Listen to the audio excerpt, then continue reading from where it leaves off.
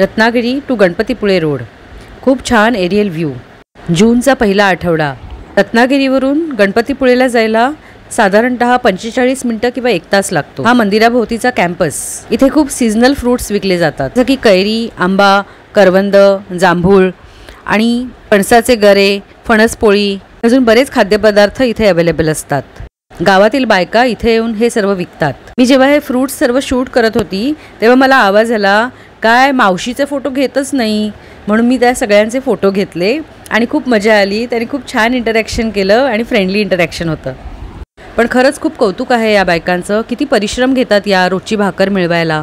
हा दुसरा महिलांचा ग्रुप। इथे जे भक्त किंवा यात्रेकरू येतात ते किती कचरा करतात बघताय ना।